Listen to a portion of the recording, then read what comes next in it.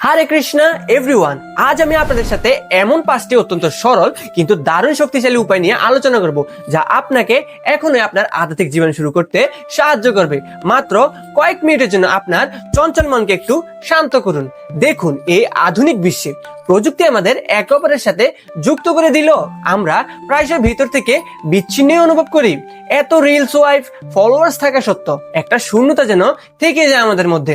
আমাদের জীবনে এত উত্থান পতন, এত অনিশ্চয়তা। আসলে আমরা সবাই ভিতরে ভিতরে সেই অবিচ্ছিন্ন অফুরন্ত চিরস্থায়ী আনন্দ এবং সন্তুষ্টির সন্ধান করছি। আর ঠিক এখানে প্রকৃত আধ্যাত্মিকতার প্রয়োজন। তাহলে মূল সমস্যা কি? ধরুন, আপনার খুব খিদে পেয়েছে, সামনে আপনার পছন্দের খাবারও রয়েছে, আপনি এক কামড় খেয়ে নিলেন আর বাকিটা আপনার পাশের বন্ধুকে খাওয়ালেন। সব খাবার অন্যকে খাইয়ে দিলেন আপনি, কিন্তু আপনার তো পেটই ভরলো না। কেন?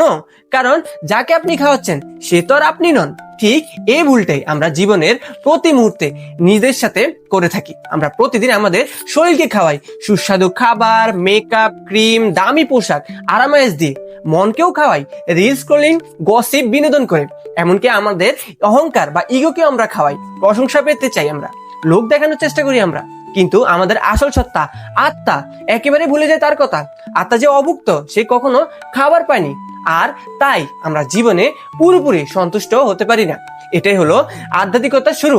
শ্রীমদ্ ভগবদ গীতার প্রথম শিক্ষায় আত্মার জন্য 5টি উপায় বলা হয়েছে। তো প্রথম উপায়টি কি? সেটি হলো জপ করা, চ্যান্টিং দ্য হলি নেমস।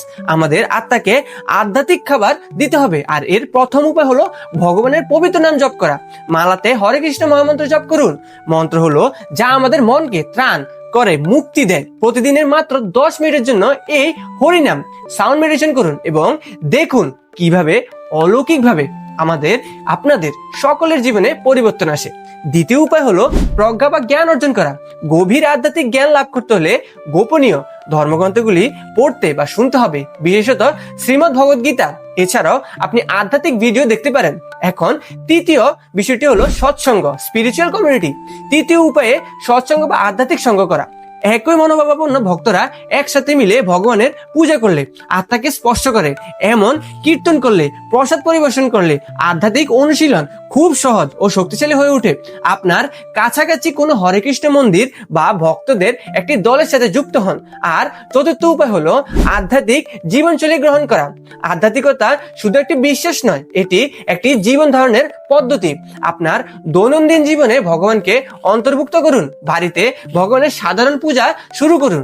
খাওয়ার আগে ভগবানকে আপনার খাবার নিবেদন করুন, ভোগ প্রদান করুন এবং তিলক পরুন, কণ্ঠিমালা পরিধান করুন, ঐতিহ্যবাহী পোশাক পরুন, বৈষ্ণব সঙ্গ করুন। আপনার বাড়িতে ভগবানের ছবি বা ফটোগ্রাফ লাগান, ভক্তি সঙ্গীত শুনুন, জপ করুন, ধর্মগ্রন্থ পড়ুন এবং একাদশী পালন করুন। এবং পঞ্চম বিষয়টি হলো উদ্দেশ্য নিয়ে বাঁচা বা সেবা করা।